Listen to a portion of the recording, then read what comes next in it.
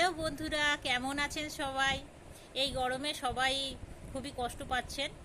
তো এই গরমে আমাদের ত্বক আরও বেশি খারাপ হয়ে যায়।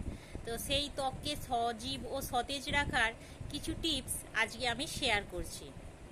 প্রত্যেকের বাড়িতেই পুদিনা গাছ মোটামুটি আছে, না হলে বাজার থেকে একটু পুদিনা পাতা কিনে আনবেন, একটু জলে দিয়ে রাখবেন, একটুখানি মাটিতে পুঁতে দেবেন, তাহলেই দেখবেন যে পুদিনা গাছ হয়ে গেছে। জলে থাকলেও টাটকা থাকে, আর আপনি যদি মাটিতে পুঁতে দেন, মোটামুটি খুব রোদ খুব বৃষ্টি না হলে গাছ আপনার বাড়িতেই হয়ে যাবে। আমার বাড়িতেও আছে। তো এক মুঠো টাটকা পুদিনা পাতা নিতে হবে, তাতে এক চিমটে হলুদ গুঁড়ো মিশিয়ে প্রথমে ঈষদুষ্ণ জলে মুখটা ভালো করে ধুয়ে নেবেন। তারপর এই পুদিনা পাতা বেটে তাতে এক চিমটে যে হলুদ গুঁড়োটা করেছেন সেটা ভালো করে নিজের মুখে লাগিয়ে নেবেন।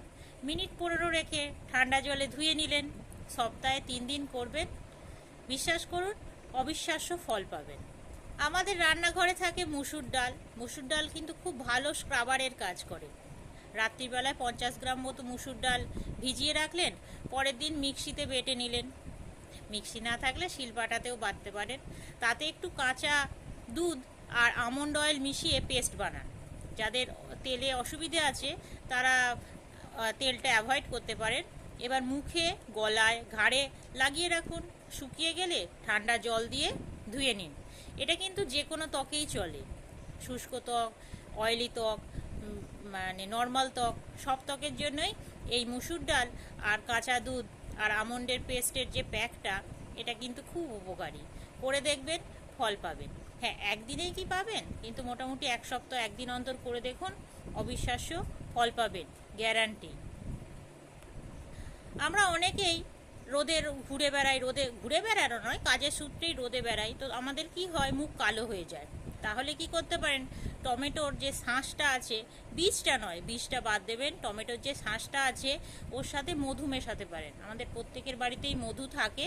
তো সেটা ওই রোদে পোড়া অংশে টমেটোর শাঁসের সাথে মধু প্রায় প্রতিদিনই লাগাতে পারেন। দেখবেন মিনিট 15 রাখবেন, ত্বক আবার উজ্জ্বল হয়ে আসবে।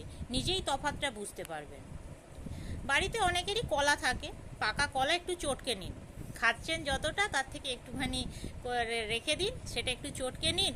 এবার ওর সাথে মধু আর টক দই তো আমাদের ফ্রিজে অ্যাভেলেবেল, একটু মিশিয়ে পেস্ট বানিয়ে নিন, দিয়ে মুখে একটু লাগিয়ে নিন।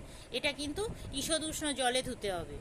এখন ঈষদুষ্ণ জল পাওয়া কোনো ব্যাপার নয়, বাইরে রোদে একটু জল রেখে দিলেই ঈষদুষ্ণ হয়ে যাবে।